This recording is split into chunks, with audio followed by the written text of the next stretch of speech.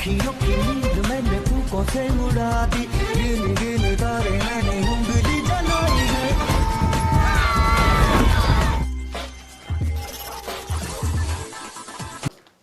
नमस्कार दोस्तों, स्वागत है आप सभी लोगों का एक बार फिर से आपके अपने चैनल जनकवि स्टडी हब में। दोस्तों, मेरे द्वारा इस YouTube चैनल के माध्यम से आप लोगों के बीच उत्तराखंड जीके की क्लासेस चलवाई जा रही है, जो पूरी तरीके से परीक्षा वाणी के ऊपर बेस्ड है।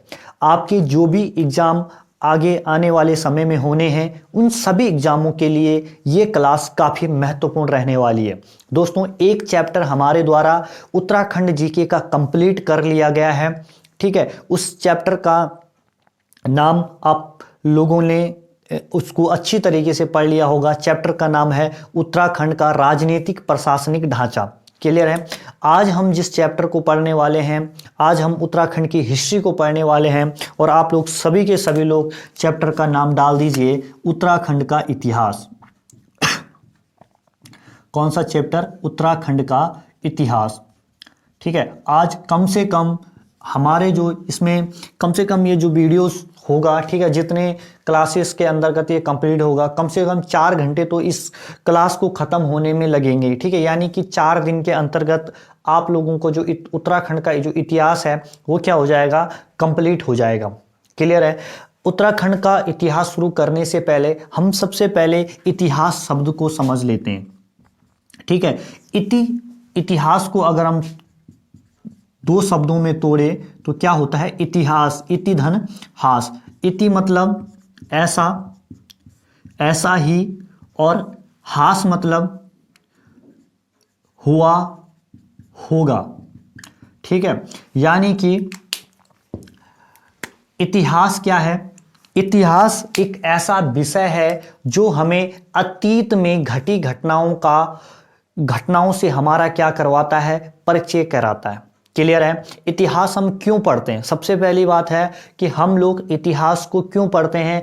ताकि हमारी जो संस्कृति है, वो जो सभ्यता है, उसको हम अच्छे से जान सकें। क्लियर है? इसलिए हम क्या करते हैं? इतिहास को पढ़ते हैं। ये ठीक है, ये आप लोग ध्यान रख लेना। इतिहास के अंतर्गत जब हमने शुरू किया है, इतिहास यहाँ पे वर्ड आया, तब मैंने आप लोगों को बताया है कि इतिहास क्या है। इति का अर्थ होता है ऐसा ही, हास का मतलब हुआ होगा या घटा होगा। ठीक है, यानी कि इतिहास के अंतर्गत हम क्या पढ़ते हैं? अतीत में घटी घटनाओं का क्या करते हैं? अध्ययन हम करते हैं। क्लियर है? इतना आप लोगों के समझ में आ गया होगा। अब यहां पर हमने ज्यादा डीप नहीं समझना है इतिहास को, क्योंकि हमें मतलब किससे है? उत्तराखंड के इतिहास से। सो हमारा पूरा फोकस किसके ऊपर रहेगा? उत्तराखंड के इतिहास के ऊपर रहेगा। लेकिन अगर आपसे कभी भी प्रश्न पूछा जाता है कि इतिहास का जनक किसे कहा जाता है, तो आप लोग सिर्फ याद रखने के लिए आप लोग क्या करोगे? हेरोडोटस लिख लोगे। हेरोडोटस क्या है? इतिहास के जनक हैं। बस इतनी सी बात आप लोगों ने इसमें लिखनी। ये क्यों लिखा रहा हूं मैं? क्योंकि एक बैकग्राउंड जो हमने पढ़ना है, आगे आने वाले उत्तराखंड का इतिहास पढ़ना है, उसके लिए एक बैकग्राउंड क्या हो सके? तैयार हो सके। ठीक है, इस तरीके से आप लोग कहीं पर भी अपनी कॉपी के अंदर इन चीज़ों को लिख लेना। ठीक है, और दूसरी चीज़ मैं ये कहूँगा, अच्छे से आप लोग नोट्स बनाएं। ठीक है, नोट्स ऐसे बनाएं कि जो आप लोगों के समझ में आ जाए। ठीक है, ऐसा आपको सजाने धजाने की उनको कोई ज़रूरत नहीं है, क्योंकि आपका जो दिमाग है वो उसको समझ सके बस। ठीक है, आपने किसी को दिखाने के लिए कहीं प्रदर्शनी में अपने नोट्स नहीं लगाने। ठीक है, जितना मर्जी उतना बड़ा लिखिए, जितना मर्जी उतना छोटा लिखिए, क्योंकि पढ़ना सिर्फ आपने।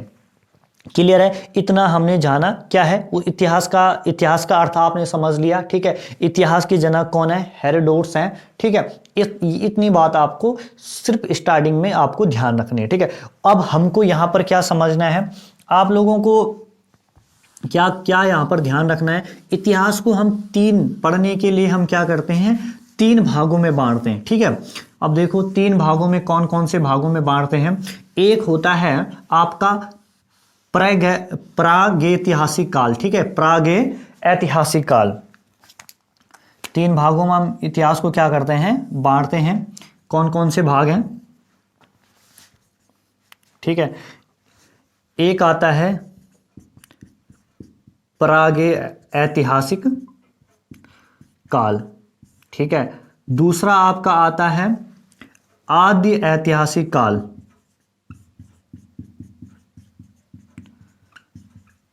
ऐतिहासिक काल, ठीक है। और एक आता है आपका ऐतिहासिक काल, ऐतिहासिक काल। अब देखो प्रागैतिहासिक काल के अंतर्गत क्या होता है, ठीक है, जहां पर सिर्फ हमें जानकारी पुरानी चीजों के बारे में जो जानकारी है, पुराने समय के बारे में जो जानकारी मिलती है वो मिलती है पुरातात्विक स्रोतों से, ठीक है। पुरातात्विक स्रोत क्या होते हैं, जैसे पत्थर, ठीक है, जीवाश्म, ठीक है, और जो मनुष्य उस टाइम पर औजार यूज किया करता था उन चीजों की यहां पर क्या हो रही है, बात हो रही है, ठीक है।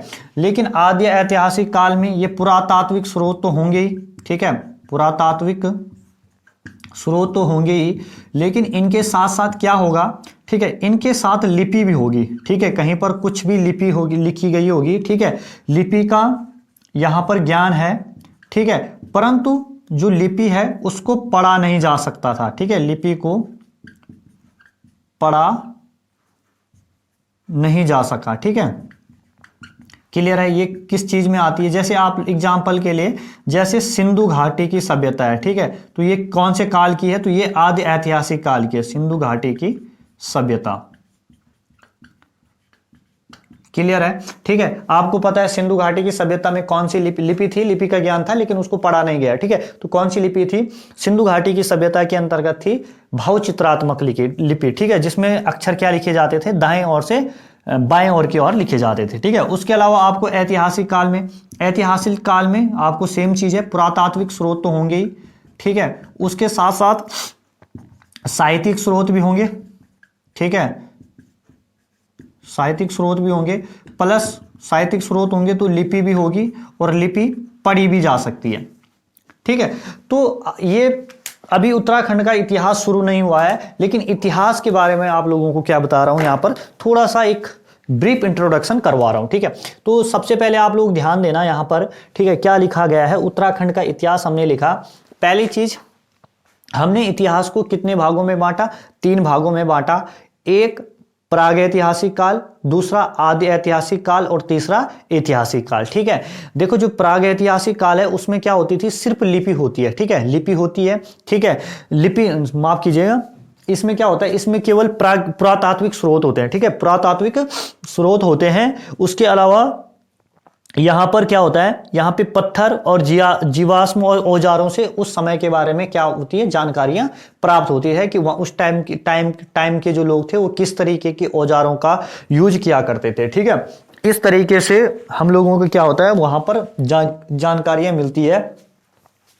उसके अलावा हम देखें आदि ऐतिहासिक काल में, आदि ऐतिहासिक काल में क्या होता है, आदि ऐतिहासिक काल में पुरातात्विक स्रोत तो है ही, लेकिन साथ साथ में जो उस टाइम के लोग थे उनको लिपि का भी ज्ञान था, ठीक है, कुछ ना कुछ उस टाइम के दौरान लिखा हुआ प्राप्त हुआ है, लेकिन वो लिपि जो है वो पढ़ी नहीं जा सकी है, ठीक है, इतना आप लोगों को ध्यान रखना है। फिर ऐतिहासिक काल में आपको क्या ध्यान रखना है कि पुरातात्विक स्रोत तो थे, साथ में लिपि भी थी और उस लिपि को पढ़ा भी गया, ठीक है। तो उत्तराखंड में आप लोगों को ध्यान रखना ये चीज भी है, इस टाइप के साक्ष्य भी प्राप्त हुए हैं, प्रागैतिहासिक कालीन वस्तुएं भी प्राप्त हुई है और ऐतिहासिक काल की भी चीजें हैं, ठीक है, परंतु आदि ऐतिहासिक काल की यहां पर किसी भी प्रकार के कोई साक्ष्य नहीं मिले, ठीक है।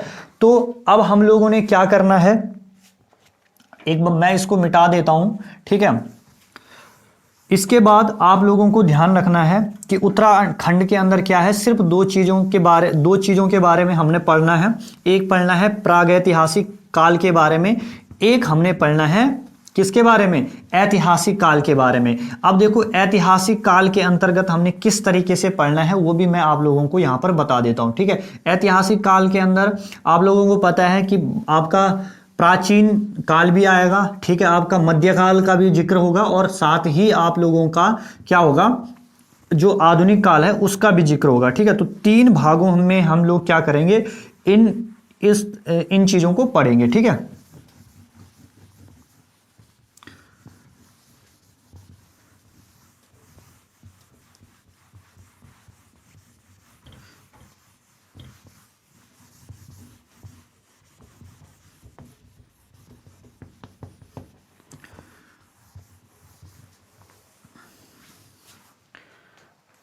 आप लोगों को क्या करना है, उत्तराखंड के इतिहास में, ठीक है, फिर से हेडिंग डालनी है बीच में, उत्तराखंड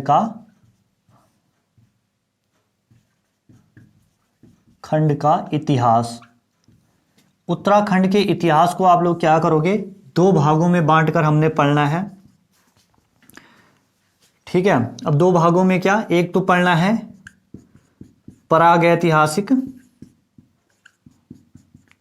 काल, ठीक है, और दूसरा हमने पढ़ना है किसके बारे में, ऐतिहासिक काल के बारे में। किसके बारे में, ऐतिहासिक काल के बारे में, ठीक है। अब देखो ऐतिहासिक काल को हम क्या करेंगे, 3 भागों में पढ़ेंगे। 3 भागों में कैसे पढ़ेंगे, एक तो पढ़ेंगे प्राचीन, ठीक है, प्राचीन काल, ठीक है, एक पढ़ेंगे हम मध्यकाल के अंदर, ठीक है, दूसरा हम पढ़ेंगे क्या, तीसरा हम पढ़ेंगे आधुनिक काल के अंदर, ठीक है। तो इसमें आप लोगों को पता ही है, ठीक है, जितने भी राजवंश यहां पर हुए वो पढ़ेंगे, तीनों को मिला के बात कर रहा हूं, स्टार्टिंग से, प्राचीन में हो चाहे मध्यकाल में, आधुनिक, राजवंश के बारे में पढ़ेंगे, ठीक है। यहाँ पे जातियां भी थी, इनके बारे में हम पढ़ेंगे। उसके अलावा जातियों के अलावा हम किसके बारे में पढ़ेंगे, यहाँ पे आपका गोरखा शासन, ठीक है, ब्रिटिश शासन, ये सब हम, ये वाला सेगमेंट जो है, ये सारा का सारा हम क्या करेंगे, यहां पर क्लियर करेंगे। जातियां में आपका किरात, ठीक है, जो भी यहां पर जातियां आई, ठीक है, उन सब के बारे में पढ़ेंगे। राजवंश में जैसे कत्यूरी राजवंश, कुनिद राजवंश, आपका चंद राजवंश, ठीक है, पंवार राजवंश, ठीक है, ये सारे के सारे हम इस वाले ऐतिहासिक काल में हमने पढ़ना है। उसके अलावा फिर हमने गोरखा शासन के बारे में पढ़ना है, फिर हमने ब्रिटिश शासन के बारे में पढ़ना है, ठीक है। इतना आपका इसमें हो गया। प्रागैतिहासिक काल में हमने क्या पढ़ना है, शिलालेखों के बारे में पढ़ना है, ठीक है। उसके अलावा हमने क्या पढ़ना है, अभिलेखों के बारे में पढ़ना है। तो ये सारी चीजें हमने किसके बारे में पढ़नी है, जो हमें पुराने साक्ष्य प्राप्त हुए हैं, ठीक है, उन चीजों के बारे में हमने प्रागैतिहासिक काल के अंतर्गत पढ़ना है, ठीक है। इतना आप लोग ध्यान रखिए, ठीक है, बस इतनी ही सी चीजें करनी है। इस तरीके से ये आप लोगों के लिए एक होता है ना, मोटा मोटा एक ओवरव्यू है कि हम लोगों ने हम इस चैप्टर में क्या करने वाले हैं। क्लियर है, मिटा देता हूं इसको, ठीक है, नोट कर लेना आप लोग। प्रागैतिहासिक काल और ऐतिहासिक काल ही हम क्या पढ़ेंगे, उत्तराखंड इतिहास के अंतर्गत पढ़ेंगे। और इसी के अंतर्गत, ठीक है, ये कहानी शुरू हो जाती है लगभग इन शिलालेखों से, ठीक है, चाहे वो अशोक का शिलालेख हो, ठीक है, कालसी वाला, चाहे वो देवी ईश्वरा का, राजकुमारी ईश्वरा का अभिलेख हो, ठीक है। तो यहां से कहानी शुरू हो जाती है। और इतिहास कब तक है, जब तक हमारा राज्य उत्तराखंड नहीं बन जाता है, ठीक है, तब तक काउंट होता है, ठीक है। वहां तो जब आप मॉडर्न हिस्ट्री पढ़ते हो, जब आप देश का इतिहास पढ़ते हो, तो वहां पे कहां पे कहानी खत्म हो जाती है, जब हमारा 1947 का अधिनियम आ जाता है, हमारा देश आजाद होता है। लेकिन हमारी कहानी कहां पर खत्म होगी, हमारी कहानी जो इतिहास की यहां पर खत्म होनी है, वो होनी है जब हमारे राज्य उत्तराखंड का गठन हो जाएगा, ठीक है। देखो, बहुत ही इंपॉर्टेंट जानकारी आपको इस चैप्टर के अंदर मिलेगी, ठीक है। एक देश प्रेम तो हम लोगों के अंदर है, लेकिन देश प्रेम के साथ साथ हम लोग इस चैप्टर के अंतर्गत वो चीज जानने वाले हैं कि जो उत्तराखंड राज्य है वो कितने बलिदानों की उसमें कहानी है, ठीक है, तब जाकर हमारा राज्य बना है, ठीक है। ये चीज आप लोगों को ध्यान रखनी है। चलिए इसको मिटा देता हूं मैं।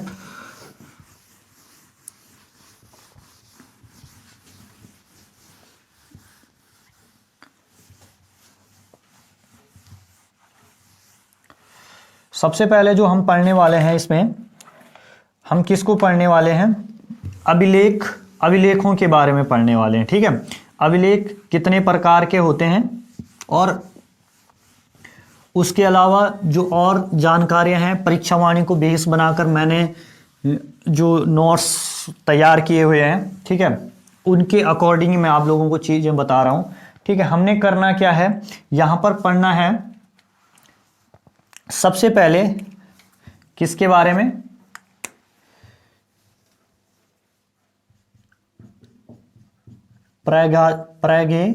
ऐतिहासिक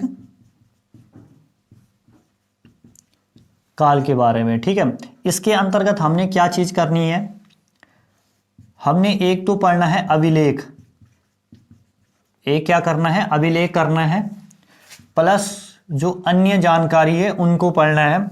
तो आप लोग देखना अभिलेख कितने प्रकार के होते हैं। सबसे पहले आता है आपका शिलालेख। क्या आता है, शिलालेख आता है। ठीक है, शिलालेख के बाद आता है, अभिलेखों के जो टाइप्स बता रहा हूं, स्तंभ लेख। ठीक है, स्तंभ लेख हमने पढ़ना है। उसके बाद हमने क्या पढ़ना है, गुफा लेख पढ़ना है। ठीक है, और उसके अलावा हमने अन्य चीजें भी इसकी जो प्रागैतिहासिक काल के अंतर्गत है वो हमने पढ़नी है। ठीक है, शिलालेख में हमने क्या क्या पढ़ना है, सबसे पहले पढ़ना हमने राजकुमारी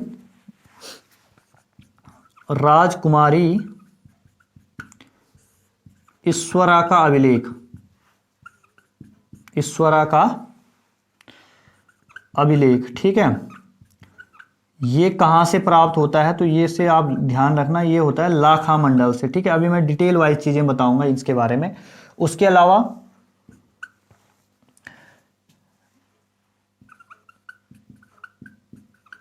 ल्वेथाव का अभिलेख। ठीक है, ये कहां पे है, ये है अल्मोड़ा में। ठीक है, उसके बाद अलावा हमने क्या पढ़ना है, पेटसाल के बारे में पढ़ना है। उसके बाद अलावा हमने किसके बारे में पढ़ना है, किमनी ग्राम के बारे में पढ़ना है। ठीक है, किमनी ग्राम के बारे में पढ़ना है। ठीक है, पेटसाल भी आपका कहाँ है, अल्मोड़ा के अंदर है। इतनी चीजें हो गई। उसके अलावा हमने स्तंभ लेख में क्या पढ़ना है, स्तंभ लेख में हमने पढ़ना है किसके बारे में, स्तंभ लेख में हमने पढ़ना है अशोककालीन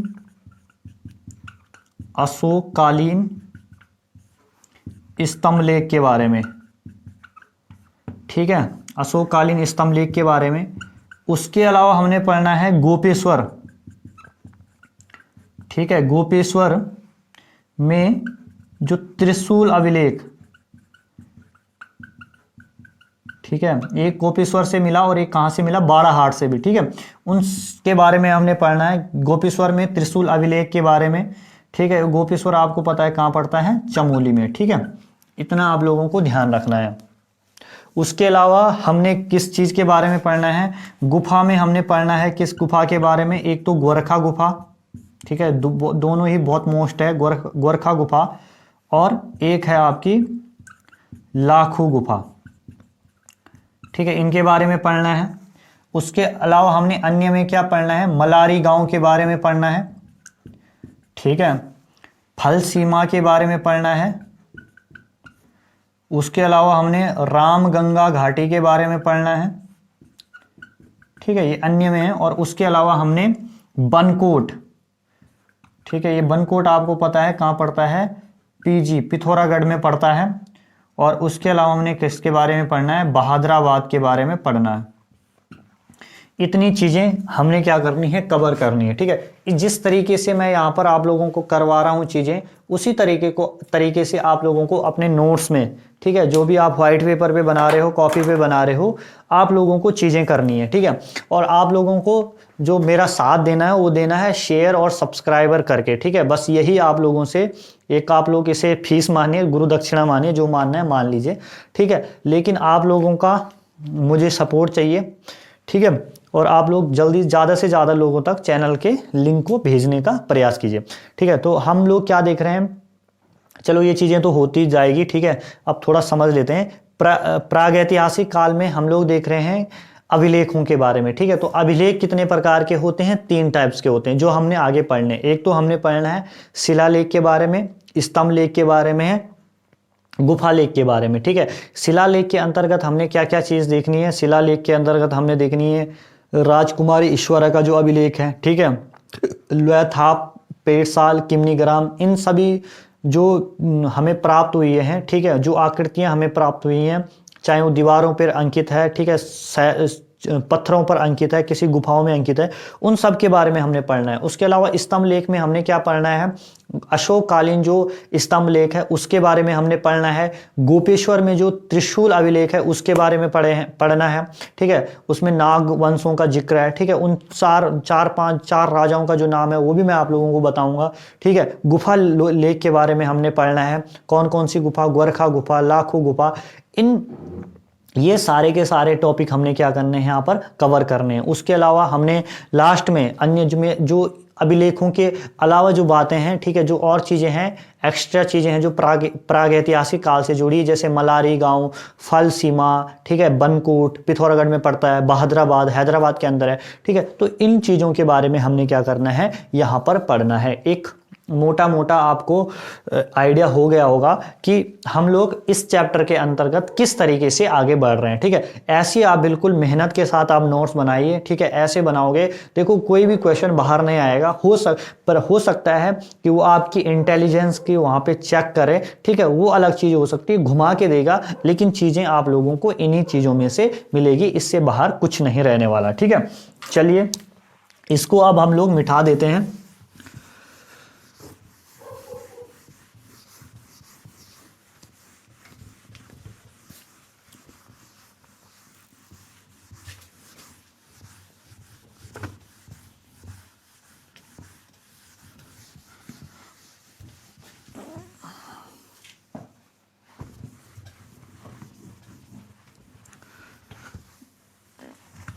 जब स्याही ज़्यादा गाढ़ी हो जाती है तो फिर हार्डनेस आ जाती है इसमें ना, कोई बात नहीं।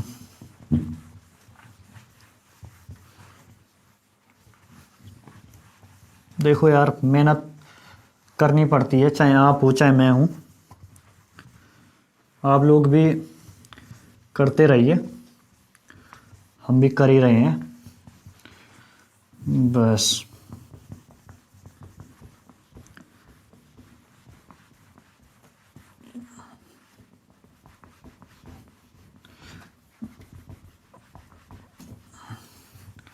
मस्त जिंदगी किसी की नहीं होती, बनानी पड़ती है बस।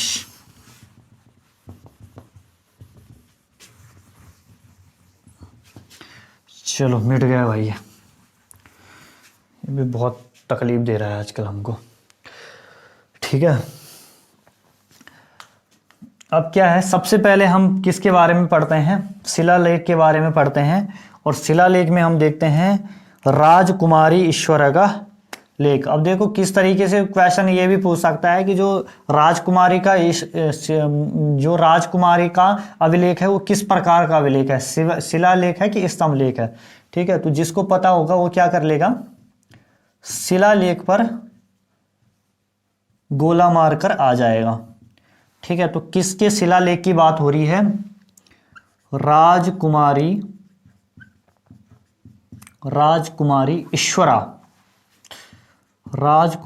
ईश्वरा का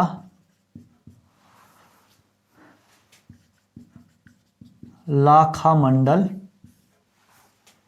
अभिलेख। सू हो रहा है थोड़ा,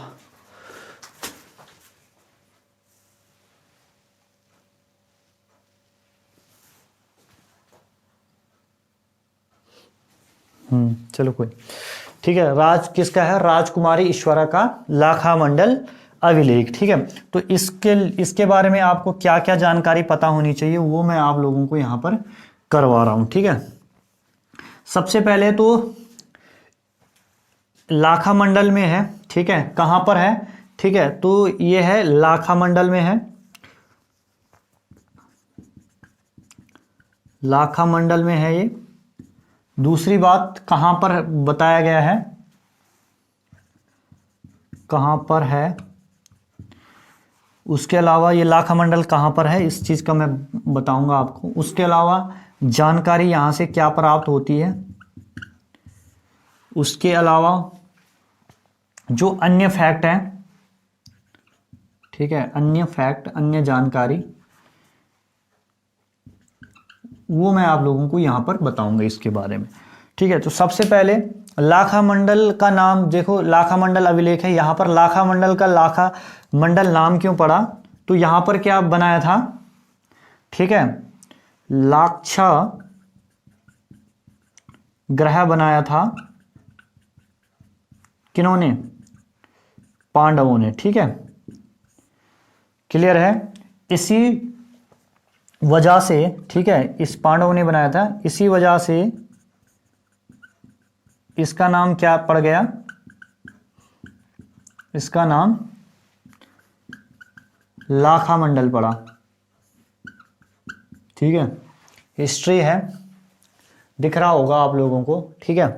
लाक्षा ग्रह बनाया गया और पांडवों ने बनाया था ये, ठीक है। इसी कारण इसका क्या बना गया, नाम क्या पड़ गया आगे, कालांतर में क्या पड़ गया, लाखा मंडल पड़ गया, ठीक है। अब ये लाखा मंडल है कहां पर, ये आपको ध्यान रखना, जो देहरादून है, ठीक है, देहरादून जो हमारी राजधानी और एक जिला है, ठीक है, उसका जो जौनसार बाबर वाला जो क्षेत्र आता है, ठीक है, जौनसार बाबर वाला क्षेत्र आता है, ठीक है, वहां की तहसील है, कौन सी किस तहसील में पड़ता है, ये पड़ता है चक्राता में। कहां पर पड़ता है, चक्राता में पड़ता है, ठीक है। उसके अलावा ये कहां पर है, ये है आपका यमुना और रिखाड़ नदी, यमुना और रिखाड़ नदी के मध्य स्थित है, यमुना और रिखाड़ नदी के मध्य ये क्या है, स्थित है। अब देखो इसमें क्या है, इसमें क्या जानकारी मिलती है वो हम आगे पढ़ेंगे, सिर्फ तब तक आप इस पॉइंट को समझ लेना। कहां पर है, देहरादून के अंतर्गत है, ठीक है, जौनसार बाबर वाला जो क्षेत्र है वहां पर है, और किस तहसील में पड़ता है, चक्राता के अंतर्गत पड़ता है, यमुना और रिखाड़, ठीक है, यमुना और रिखाड़ की नदी के मध्य क्या है, स्थित है। बस इतनी सी जानकारी आपको इसके बारे में रखनी है। उसके अलावा अब देखो ये जानकारी क्या देता है, ठीक है, यहां से क्या मिला है जानकारी, मंदिर समूह है, ठीक है, मंदिर समूह है यहां पर, और ये क्या यहां पर शिलालेख मिला है, ठीक है। इस शिलालेख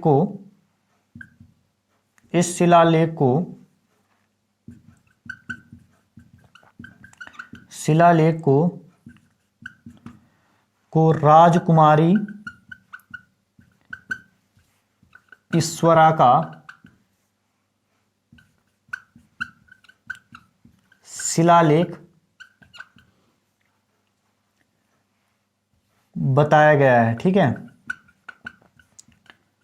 मंदिर समूह है वहां पर, ठीक है, और वहां से ये क्या हुआ है, प्राप्त हुआ है, और इस शिलालेख को राजकुमारी ईश्वरा का क्या बताया गया है, शिलालेख बताया, ठीक है। अब यहां पर जगह नहीं है, मुझे ये मिटाना होगा और फिर मैं आप लोगों को बताऊंगा कि राजकुमारी ईश्वरा कौन थी, ठीक है। तो जो अन्य जानकारी है इसमें आप लोगों को कुछ नहीं लिखना है, ठीक है।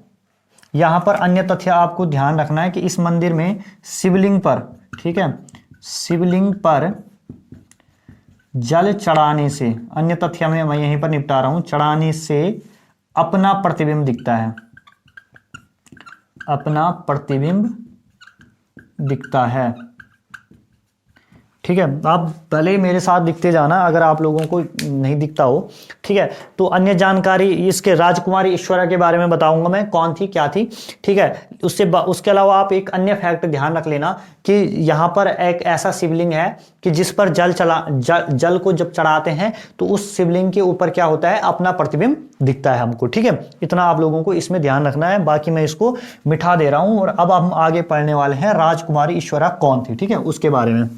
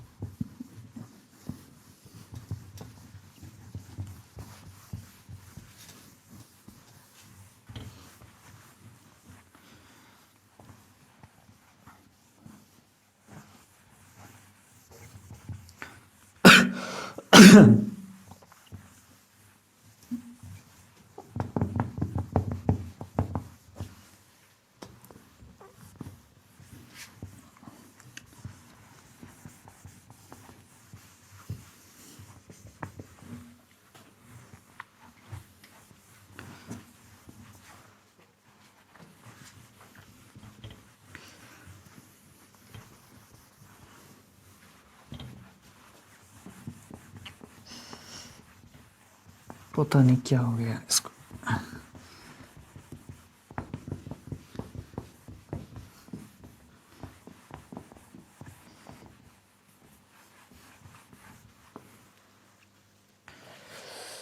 लगता है पानी का सहारा लेना पड़ेगा।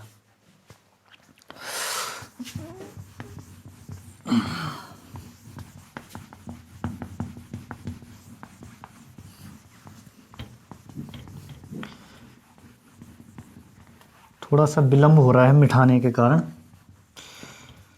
लेकिन कोई बात नहीं, थोड़ी मेहनत लगेगी, लेकिन काम भी तकड़ा हो रहा है। ठीक है, मेहनत लगती है। चलिए कोई बात नहीं। अब देखो, अब हमने जानना है कि राजकुमारी ईश्वरा कौन थी। ठीक है, राजकुमारी ईश्वरा के बारे में हमने जानना है, ये कौन थी। ठीक है, तो आप लोगों को ध्यान रखना है कि राजकुमारी ईश्वरा कौन थी। ये यादव वंश यहां पर क्या करता था, राज करता था। आपको पता है पहले उत्तराखंड में एक यादव वंश भी राज करता था, जिसकी राजधानी कहां थी, राजधानी थी इसकी सिंहपुर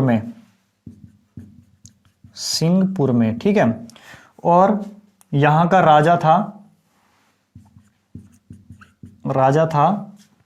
क्या नाम था उसका नाम था भास्कर वर्मन।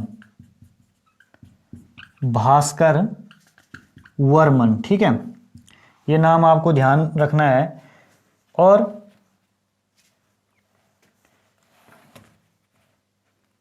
रानी का नाम क्या था इनकी, जयवंती। क्या था रानी का नाम, जयवंती नाम था। ठीक है, इन्हीं जयवंती की पुत्री, ठीक है, इन जयवंती से ये क्या कर लेते हैं, राजा शादी कर लेते हैं। ठीक है, और इनकी पुत्री होती है कौन, ईश्वरा। कौन होती है, ईश्वरा इनकी पुत्री होती है। और इस ईश्वरा की शादी ये कराते हैं किससे, शादी करवाते हैं किससे करवाते हैं, ये कराते हैं, शादी करवाते हैं जालंधर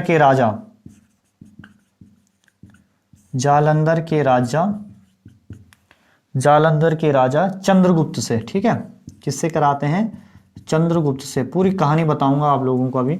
ठीक है, चंद्रगुप्त से कराते हैं और इसकी क्या हो जाती है, मृत्यु हो जाती है। ठीक है, इस चंद्रगुप्त की क्या हो जाती है, मृत्यु हो जाती है। ठीक है, अब मृत्यु का क्या कारण रहता है, हाथी पर कब होती है इसकी मृत्यु, इसकी मृत्यु होती है हाथी पर सवार होते समय। ठीक है, इसी तरीके से आपने ये डायग्राम बनाना है जिस तरीके से यहाँ पे बन रहा है। ठीक है, सवार होते समय, क्योंकि स्पेस की कमी है बोर्ड में। ठीक है, हाथी पर सवार होते हुए समय। ठीक है, उसके बाद इसकी ये मृत्यु हो जाती है, तो इसकी याद में ये क्या करती है, जब इसकी मृत्यु हो जाती है तो ईश्वरा क्या करती है, इसकी याद में शिवलिंग, इसकी याद में एक शिवालिक बनाया इसने। ठीक है, इसके याद में ईश्वरा ने क्या किया, एक शिवालय बनाया। ठीक है, बनाया जिसमें शिव की प्रतिमा स्थापित की गई। ठीक है, स्थापित की गई। बस इतनी सी क्या है, इतनी सी जानकारी हमें इसके बारे में। ठीक है, अब देखो जो भी मैंने आप लोगों को यहाँ पर बताया, ठीक है, वो कैसे आप लोगों को याद रखना है, ये डायग्राम आप लोगों ने बनाना है। ठीक है, थोड़ा सा कहानी भी सुन लेना। ठीक है, क्या कहानी है राजकुमारी ईश्वरा की, क्या क्या है।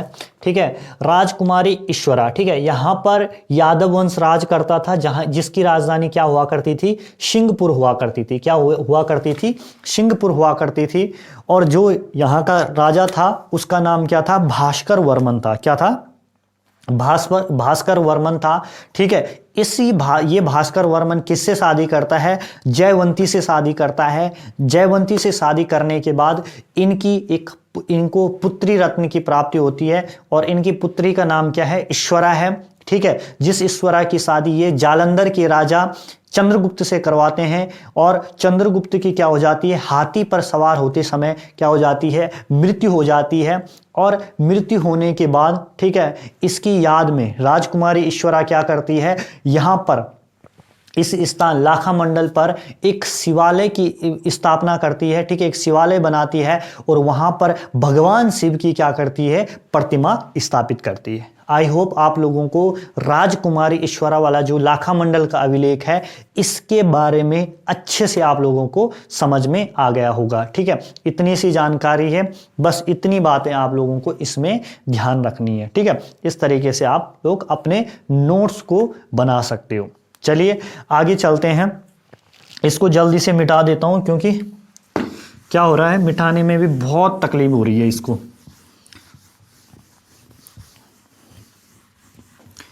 चलिए अब हम जो शिलालेख, ठीक है, अब जो शिलालेख है अन्य उनके बारे में हम पढ़ते हैं। ठीक है, अब देखो ये तो राजकुमारी ईश्वरा का शिलालेख हुआ, अभी क्या क्या था शिलालेख में, क्या क्या बाकी था, लुएथाप बाकी था, लुएथाप, ठीक है, पेटसाल, किमनीग्राम। ठीक है, सबके बारे में हम अच्छे से जानेंगे। ठीक है, हम जो भी कंटेंट मैं आपको करवा रहा हूं वो परीक्षावाणी से करा रहा हूं। ठीक है, और परीक्षावाणी से थोड़ा सा डीप लेवल का मैं आप लोगों को यहां पर बता रहा हूं, ज्यादा नहीं। ठीक है, इतना आप लोग ध्यान रखना।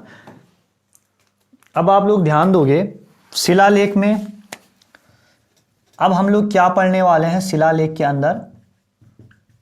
शिलालेख के अंतर्गत हम पढ़ने वाले हैं, एक तो हम पढ़ने वाले हैं किसके बारे में, लुएथाप के बारे में। किसके बारे में, लुएथाप के बारे में।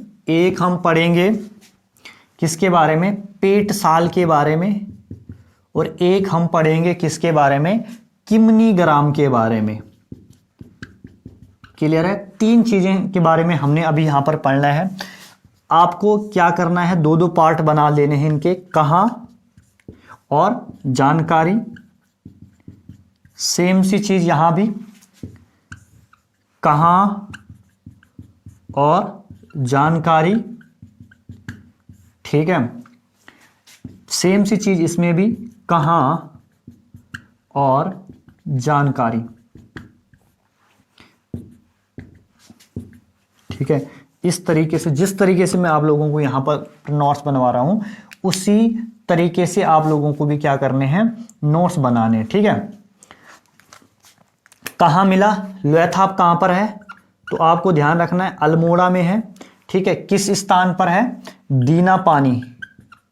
दीनापानी पूछे या गांव का नाम पूछे तो गांव आप कर लेना बिंदोला। ठीक है, कौन से गांव पर है, बिंदोला में है। ठीक है, इतना हो गया। जानकारी क्या मिली, हाथ में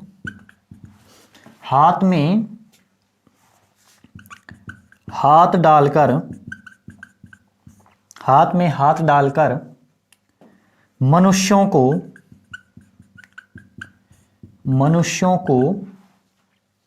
नृत्य करते हुए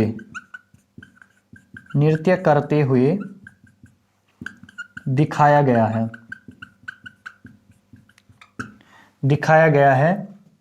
रंग, अगर बात करें किस रंग का उस चित्र में प्रयोग किया गया है, तो किस रंग का किया गया है, लाल रंग का प्रयोग किया गया है। लाल रंग का प्रयोग किया गया है। ठीक है, इतनी सी चीज हो गई इसके बारे में। किसके बारे में, लुएथाप के बारे में। एक बार सिर्फ आप लुएथाप के बारे में देख लेना आगे पेटसाल की ओर बढ़ने से पहले। ठीक है, लुएथाप के बारे में आपने क्या ध्यान देना है, कहां पर है, अल्मोड़ा के अंतर्गत है, दीनापानी के अंतर्गत है, कौन से गांव में है, ग्राम बिंदोला में है। ठीक है, जानकारी क्या मिलती है, यहां पर मनुष्यों को सामूहिक नृत्य करते हुए दिखाया गया है, यानी कि हाथ में हाथ डालते हुए नृत्य करते हुए यहां पर मनुष्य को दिखाए गए। इन चित्रों में किस प्रकार के कलर का प्रयोग किया गया है, तो लाल रंग का यहां पर क्या किया गया है, प्रयोग किया गया है। इतनी सी बातें आप लोगों को इस चीज के बारे में ध्यान रखनी है। उसके अलावा आप अब आइए आप लोग पेटसाल की ओर। ठीक है, इसको आप लोग क्या लिखेंगे, कौन से गांव में मिला है, तो पेटसाल है आपका, ये भी पड़ता है आपका कहां पर, अल्मोड़ा में। कहां पर है, अल्मोड़ा में है। ठीक है, और गांव का नाम पूछे तो गांव का नाम क्या है, पेटसाल है। क्या है? पेटसाल ही गांव का नाम है। ठीक है, जानकारी यहां से क्या प्राप्त हुई है? ठीक है, यहां पर क्या हुआ, एक लंबा डॉगमैन, ठीक है, एक लंबा डॉलमैन की आकृति प्राप्त हुई है। ठीक है, एक लंबे डॉलमैन, ठीक है, की आकृति यहां पर क्या हुई है? प्राप्त हुई है। ठीक है, यानी कि एक बहुत ही बड़े आदमी की यहां पर क्या हुई है? आकृति यहां पर क्या हुई है? प्राप्त हुई है। ठीक है, और यहां पर क्या, दूसरा यहां पर क्या किया है? और दूसरा यहां पर मनुष्य को, ठीक है, मनुष्य को नृत्य करते दिखाया गया है। मनुष्य को यहां पर क्या किया गया है? नृत्य करते हुए दिखाया गया है। लेकिन यहां सामूहिक नृत्य, ठीक है, आप ध्यान रखना, यहां थी सामूहिक नृत्य और यहां क्या है? यहां है इधर क्या है? एकल नृत्य। ये आप लोगों को यहां पर मेन डिफरेंस ध्यान रखना है। किसमें? लोयथाप में। सामूहिक नृत्य की बात हो तो वो लोयथाप में है, और एकल नृत्य की बात हो तो वो पेटसाल के अंतर्गत है। ठीक है, इतनी सी जानकारी आप लोगों को ध्यान रखना है। ठीक है, उसके अलावा कहां पर? ठीक है, किमनी ग्राम की अगर हम बात करें तो ये चमोली में है। ठीक है, किमनी गांव कहां है? चमोली में है। ठीक है, वो तहसील पड़ती, किस तहसील के अंदर है? थराली तहसील के अंदर है। ठीक है, उसके अलावा जानकारी यहां पर क्या मिली? ठीक है, यहां पर हथियारों का चित्रण किया गया है, हथियारों का चित्रण किया गया है। उसके अलावा यहां पर पशुओं का भी चित्रण किया गया है, पशुओं का चित्रण किया गया है। ठीक है, तो इतनी जानकारी आप लोगों को डीप से अच्छे से इस यहां पर मिल गई होगी। ठीक है, चीजें क्या क्या ध्यान रखनी है आप लोगों ने, चीजें आप लोग क्या क्या ध्यान रखोगे मैं आप लोगों को बता दे रहा हूं। चीजें जो आप लोगों को ध्यान रखनी है वो रखनी है शिलालेख के बारे में। ठीक है, क्या करना है? शिलालेख, कौन कौन से शिलालेख मिले हैं? लोयथाप मिला है, पेटसाल मिला है और किमनी ग्राम मिला है। ठीक है, देखो लोयथाप कहां पर है? अल्मोड़ा के अंदर है। दीना पानी एक जगह है, वहां पर पड़ता है। कौन सा गांव में है? गांव की अगर बात पूछे आपसे तो बिंदोला गांव में। ठीक है, क्या है यहां पर? किस बात की जानकारी मिलती है? सामूहिक नृत्य करते हुए लोगों को यहां पर क्या किया गया है? दिखाया गया है। मनुष्य को यहां पर सामूहिक नृत्य करते हुए दिखाया गया है। उसके अलावा चित्रों में कौन से रंग का प्रयोग किया गया है? लाल रंग का यहां पर क्या किया गया है? प्रयोग किया गया है। पेटसाल की बात करें, कहां है? अल्मोड़ा में है। गांव का नाम पेटसाली है। जानकारी क्या है? एक लंबे व्यक्ति की आकृति यहां से प्राप्त हुई है। ठीक है, मनुष्य को यहां पर क्या है? नृत्य करते हुए दिखाया गया है। उसके अलावा किमनी ग्राम, ठीक है, किमनी ग्राम में क्या है? ये कहां है? चमोली में है। किस तहसील में है? थराली में है। यहां पर क्या है? हथियारों का चित्रण दिखाया गया है और पशुओं का चित्रण दिखाया गया है। इतनी सी जानकारी बस आप लोगों को इस विषय के अंतर्गत क्या है? रखनी है। क्लियर है? आज की क्लास हम लोग यहीं पर ही खत्म करते हैं। ठीक है, और कल जो अगला सेशन हमने पढ़ना है, ठीक है, जो अन्य अभिलेखों के बारे में हमने, स्तंभ लेख के बारे में हमने पढ़ना है। ठीक है, जो बाकी की बची हुई चीजें जो मैंने आप लोगों को बताई वो हम यहाँ पर क्या कब करेंगे? कल से करेंगे। आप निरंतर रूप से इसी तरीके से, जिस तरीके से आप काम कर रहे हो उसी तरीके से आप लगातार आगे बढ़ते रहो। ठीक है, अपने लक्ष्य तक आप लोग पहुंचे, यही मेरी क्या है? माता रानी से निवेदन है। ठीक है, आप लोगों के लिए प्रेयर है कि आप लोग जल्दी से जल्दी अपनी मंजिल तक पहुंचे, जो आपने सोचा है वो आप लोग अचीव करें। ठीक है, इस तरीके से आप लोग नोट्स बनाते रहिए और बस उन्हें बार बार आप लोग दोहराते रहिए। एक दिन वो आपके पूरी तरीके से दिमाग में बैठ जाएगी चीजें और कोई भी क्वेश्चन आप लोगों को असंभव नहीं लगेगा। बस क्लियर है? बाकी जय हो, मिलते हैं आप लोगों को अगली वीडियो में।